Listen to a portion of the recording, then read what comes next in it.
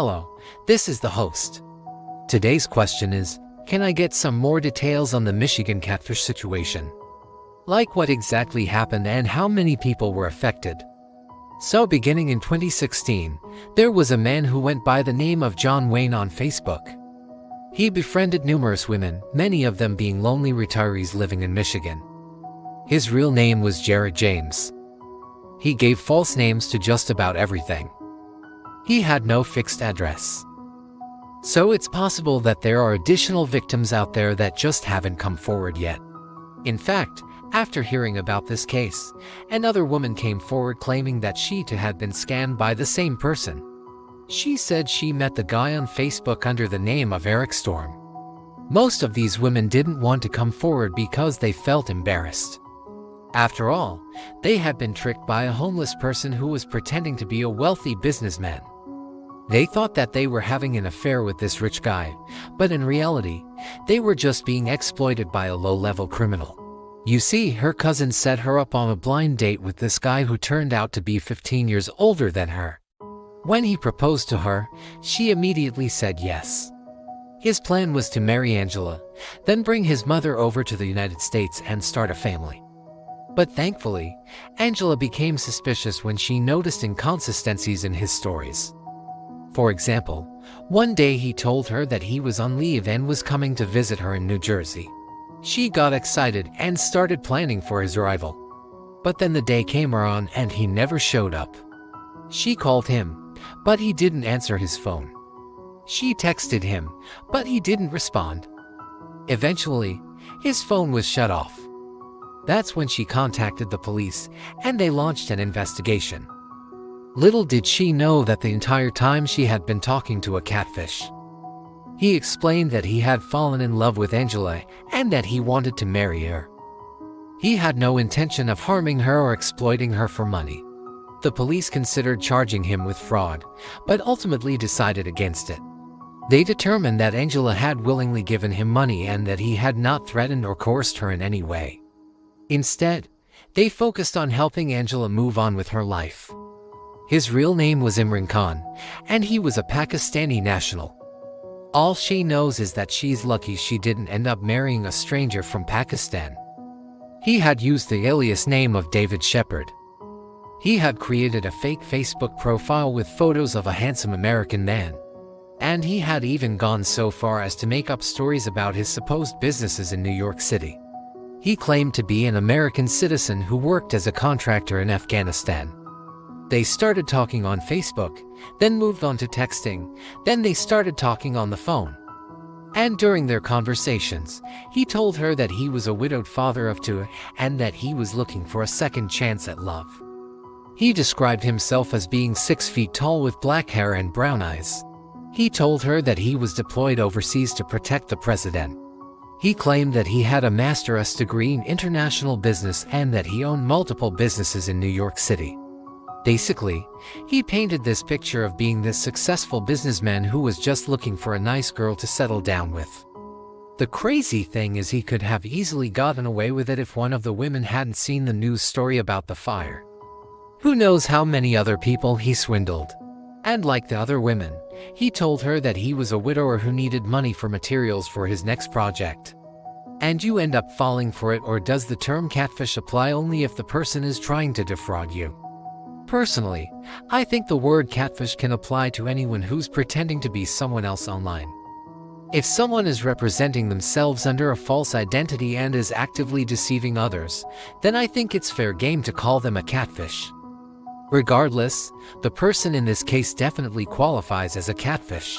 He was homeless. And he had been using Facebook to catfish these women for years. It was actually in a previous video where a woman was scammed by a guy pretending to be a soldier. Anyway, I'll tell you all about it. The police were able to track him down because one of the women saw a news story about a suspicious fire at a motel in Ypsilanti, Michigan. She recognized the man in the news story as the same man that she had been talking to on Facebook. He had taken the name of John Wayne and had been pretending to be a wealthy businessman who had recently lost his wife.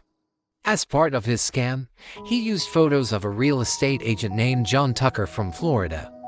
So when the police finally caught up with Mr. James, they arrested him and charged him with several crimes, including second-degree theft, which carries a maximum penalty of 15 years in prison. He told them that he was a widower and a contractor who specialized in building garages and sheds. Over time, he would then convince these women to lend him money so that he could buy materials for his next project.